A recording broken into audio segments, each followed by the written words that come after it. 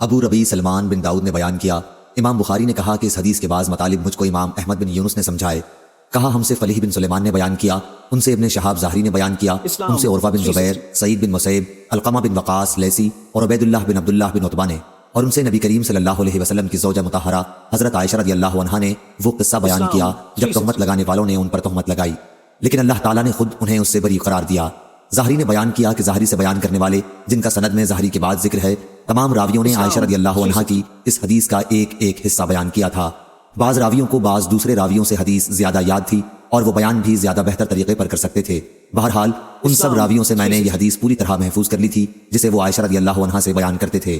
ان راویوں میں ہر ایک کی روایت سے دوسرے راوی کی تصدیق ہوتی تھی۔ ان کا بیان تھا کہ عائشہ رضی اللہ عنہا نے کہا، رسول اللہ صلی اللہ علیہ وسلم جب سفر میں جانے کا ارادہ کرتے تو اپنی بیویوں کے درمیان قرعہ ڈالتے، جس کا پانسا نکلتا سفر میں وہی آپ کے ساتھ جاتی۔ چنانچہ ایک غزوہ کے موقع پر جس میں آپ بھی شرکت کر رہے تھے، آپ صلی اللہ علیہ وسلم نے قرعہ ڈلوایا اور میرا نام نکلا۔ اب میں آپ کے ساتھ تھی۔ یہ واقعہ پردے کی آیت کے نازل ہونے کے بعد کا ہے۔ خیر میں ایک ہودج میں سوار رہتی، اسی میں بیٹھے بیٹھے مجھ کو اتارا جاتا تھا۔ اس طرح ہم چلتے رہے۔ پھر جب رسول اللہ صلی اللہ علیہ وسلم جہاد سے فارغ ہو کر واپس ہوئے اور ہم مدینے کے قریب پہنچ گئے تو ایک رات آپ نے کوچ کا اعلان کروایا۔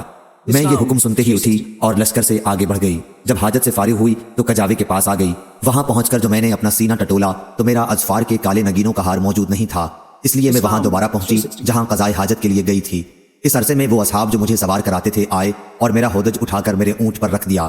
وہ یہی سمجھے کہ میں اس میں بیٹھی ہوں۔ ان دنوں عورتیں ہلکی پھلکی ہوتی تھیں، بھاری بھرکم نہیں۔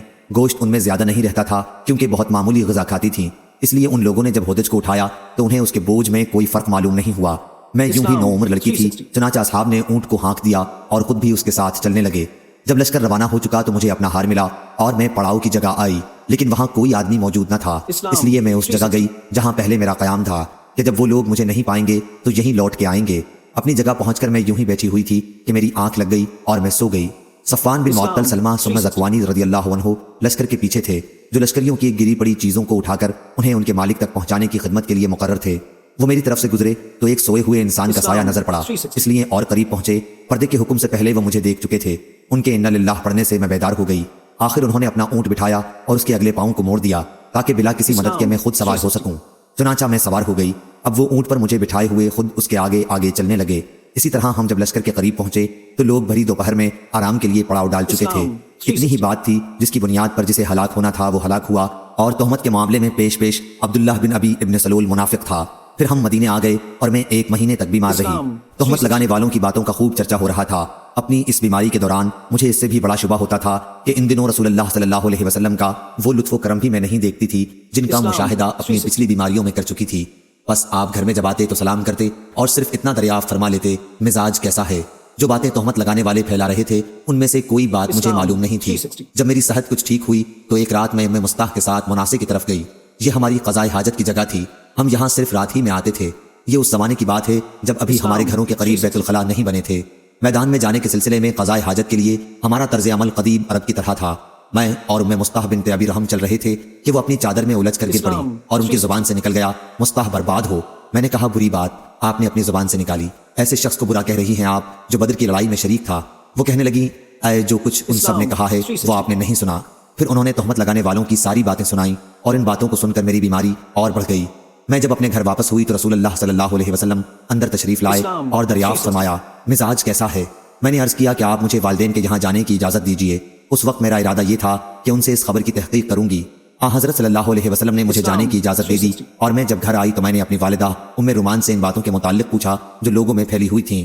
انہوں نے فرمایا، بیٹی اس طرح کی باتوں کی پرواہ نہ کر، خدا کی قسم شاید ہی ایسا ہو کہ تجھ جیسی حسین و خوبصورت عورت کسی مرد کے گھر میں ہو اور اس کی سوکنیں بھی ہوں، پھر بھی اس طرح کی باتیں پھیلائی نہ جایا کریں۔ میں نے کہا، سبحان اللہ، سوکنوں کا ذکر کیا، وہ تو دوسرے لوگ اس طرح کی باتیں کر رہے ہیں۔ انہوں نے بیان کیا کہ وہ رات میں نے وہیں گزاری، صبح تک میرے آنسو نہیں تھمتے تھے اور نہ نیند آئی۔ صبح ہوئی تو رسول اللہ صلی اللہ علیہ وسلم نے اپنی بیوی کو جدا کرنے کے سلسلے میں مشورہ کرنے کے لیے علی بن ابی طالب اور اسامہ بن زید رضی اللہ عنہ کو بلوایا، کیونکہ وہی اس سلسلے میں اب تک نہیں آئی تھی۔ اسامہ رضی اللہ عنہ کو آپ کی بیویوں سے آپ کی محبت کا علم تھا، اس لیے اسی کے مطابق مشورہ دیا اور کہا، آپ کی بیوی یا رسول اللہ صلی اللہ علیہ وسلم، واللہ ہم ان کے متعلق خیر کے سوا اور کچھ نہیں جانتے۔ حضرت علی رضی اللہ عنہ نے کہا، یا رسول اللہ صلی اللہ علیہ وسلم، اللہ تعالیٰ نے آپ پر کوئی تنگی نہیں کی ہے، عورتیں ان کے سوا بھی بہت ہیں، باندی سے بھی آپ دریافت فرما لیجئے، وہ سچی بات بیان کریں گی۔ चुनाचा रसूलुल्लाह सल्लल्लाहु अलैहि वसल्लम ने बरीरा रदी अल्लाह अन्हा को बुलाया जो आयशा रदी अल्लाह अन्हा की खास खादिमा थी और दरियाफ्त फरमाया, बरीरा क्या तुमने आयशा में कोई ऐसी चीज़ देखी है जिससे तुम्हें शिवा हुआ हो? बरीरा रदी अल्लाह अन्हा ने अर्ज़ किया, नहीं, उस ज़ात की कसम जिसने आपको हक़ के साथ मबऊस फरमाया है, मैंने उनमें कोई ऐसी चीज़ नहीं देखी जिसका आयब मैं उन पर लगा सकूँ। इतनी बात ज़रूर है कि वो 9 उम्र लड़की हैं, आटा गूंद कर सो जाती हैं, फिर बकरी आती है और खा लेती है।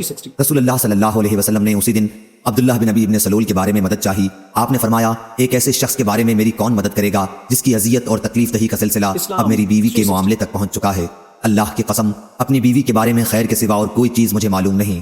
फिर नाम भी उस मामले में उन्होंने एक ऐसे आदमी का लिया है जिसके मुताल्लिक भी मैं खैर के सिवा और कुछ नहीं जानता। खुद मेरे घर में जब भी वो आए हैं तो मेरे साथ ही आए। ये सुनकर साद बिन माज रज़ी अल्लाह अन्हु खड़े हुए और अर्ज़ किया, या रसूलुल्लाह सल्लल्लाहु अलैहि वसल्लम, वल्लाह मैं आपकी मदद करूंगा। अगर वो शख्स जिसके मुताल्लिक तहमत लगाने का आपने इशारा फरमाया है औस कबीले से होगा तो हम उसकी गर्दन मार देंगे, क्योंकि साद रज़ी अल्लाह अन्हु खुद कबीला औस के सरदार थे। और अगर वो खुजरज का आदमी हुआ तो आप हमें हुक्म दें, जो भी आपका हुक्म होगा हम तामील करेंगे। इसके बाद साद बिन इबादा रज़ी अल्लाह अन्हु खड़े हुए जो कबीला खुजरज के सरदार थे। हालांकि इससे पहले अब तक बहुत सालेह थे, लेकिन उस वक्त साद बिन माज रज़ी अल्लाह अन्हु की बात पर हमीयत से गुस्सा हो गए थे और साद बिन माज रज़ी अल्लाह अन्हु से कहने लगे, खुदा के दवाम व बका की कसम, तुम झूठ बोलते हो, न तुम उसे कत्ल कर सकते हो और न तुम्हारे अंदर इसकी ताकत है। फिर असियद बिन हुज़ैर रज़ी अल्लाह अन्हु खड़े हुए साद बिन माज रज़ी अल्लाह अन्हु के चचाजाद भाई और कहा, खुदा की कसम हम उसे कत्ल कर देंगे अगर रसूलुल्लाह सल्लल्लाहु अलैहि वसल्लम का हुक्म हुआ। कोई शुबा नहीं रह जाता कि तुम भी मुनाफिक हो, क्योंकि मुनाफिकों की तरफदारी कर रहे हो। इस पर औस व खजरज दोनों कबीलों के लोग उठ खड़े हुए और आगे बढ़ने ही वाले थे कि रसूलुल्लाह सल्लल्लाहु अलैहि वसल्लम जो अभी तक मिंबर पर तशरीफ रखते थे मिंबर से उतरे और लोगों को नरम किया। अब सब लोग खामोश हो गए और आप भी खामोश हो गए।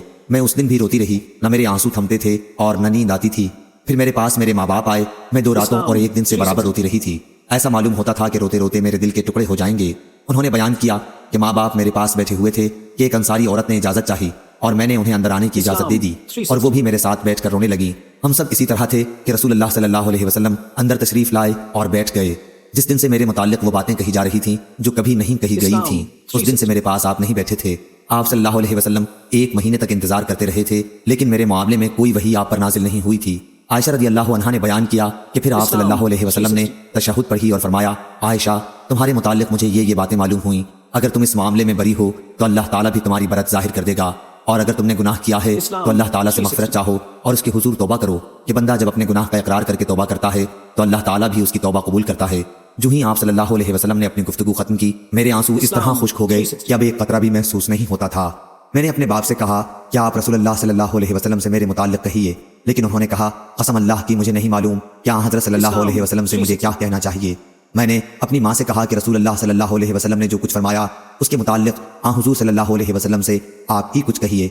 उन्होंने भी यही फरमा दिया कि कसम अल्लाह की मुझे मालूम नहीं कि मुझे रसूलुल्लाह सल्लल्लाहु अलैहि वसल्लम से क्या कहना चाहिए। उन्होंने बयान किया कि मैं 9 उम्र लड़की थी, कुरान मुझे ज़्यादा याद नहीं था।